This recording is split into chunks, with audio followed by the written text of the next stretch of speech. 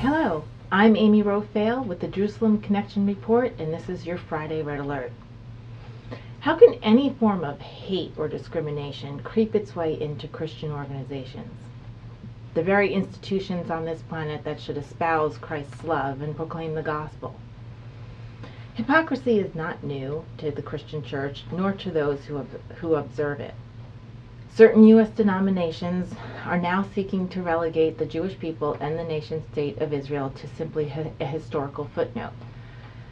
Using a revisionist point of view called replacement theology, some so-called Bible scholars have been holding the Christian church captive in this false teaching for centuries and in the last decades. This theology claims that the literal context of the Jewish people and the nation of Israel and its application in both history and prophecy need not be read as such, but instead the Christian church and Christian people somehow replace the Jewish people and the nation of Israel when we read the Bible, both Old and New Testaments.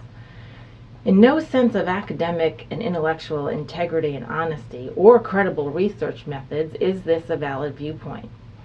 But leaving this theological exegesis aside, why would any church condemn a people who share the very godly moral tenets that they claim to espouse themselves, even if they don't share a common theology? The United Church of Christ met in Ohio in June of 2015 to discuss resolutions that include divesting from all Israeli products and participating in BDS, including labeling the nation-state of Israel as an apartheid state. Members of the delegation were tasked within the last year to provide reports that would provide information to the voting delegates about the validity of these resolutions, whether to support or not these proposed ideas. One member came to the conference with visceral accusations that the Israeli government uses Nazi-like tactics to torture Palestinians in the territories. Others proclaimed that while abuses exist, and perhaps at the hands of the Israelis, it's the church's responsibility to espouse brotherly love and to connect rather than divide the people.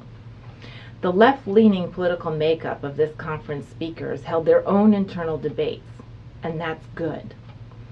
The label of apartheid simply did not hold, as the truth and facts were presented about the conditions in Israel, and the label of apartheid and its definition could not, by reasonable people, be applied. The oppression and abuse, so-called, that Israel applies to the Palestinians was also hotly debated. Causation as well was also in the debate. The church ultimately decided not to sign on to BDS as a course of action, recognizing that the various backers of BDS are at best anti-Israel and at worst genocidal, and that certain terrorist organizations are part of the BDS movement. However, the debate continues as they have not resolved completely to fully sanction or not the state of Israel. And this is taking up a lot of time and attention of the Christian church. So what does this matter? The idea of churches engaging themselves in social and political issues is quite valid and reasonable. And certainly the church must look at its own morals and values and standards and apply those justly when engaging in those activities. I really don't see any church organizations calling for conferences and synods to boycott China and its products, or perhaps ban all Venezuelan oil, or rally Congress not to engage in negotiations with Iran, or discontinue the open relationship with Cuba it's pursuing.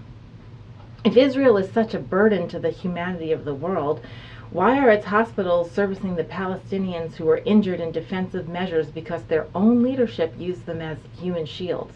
An open war crime.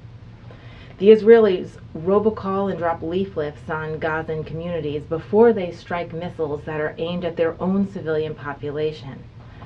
And yet no attention by the U.S. churches is paid to Gaza or the PA Authority, who both aid and use terrorist activities and openly call for the dissemination of the state of Israel.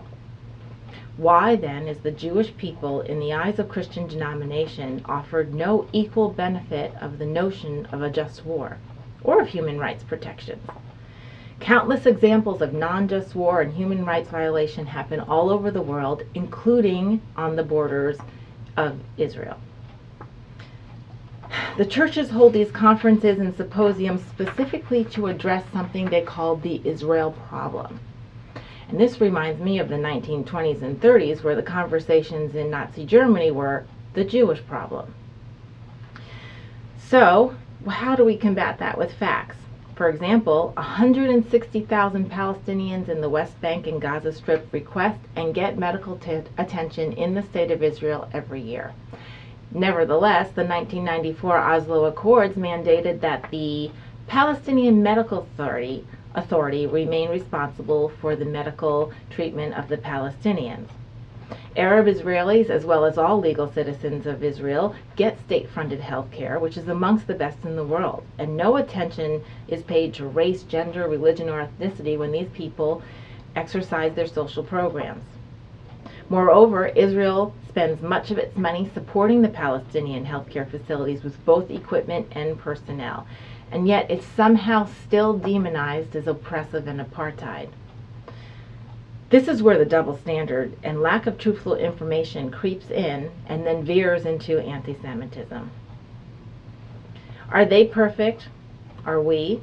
And to what standard are we judging Israel and ourselves and other nations? Ask yourself, what is your value system and what are your standards, and are you applying them equally? No human institution, government, or religious organization is perfect, but some operate on standards and values that are more ideal than others, even if they fall short, occasionally during wartime, which is Israel's constant state of being. We cannot be hypocrites when we seek justice and liberty as Christian or as citizen of the world. We must seek the truth with an even hand.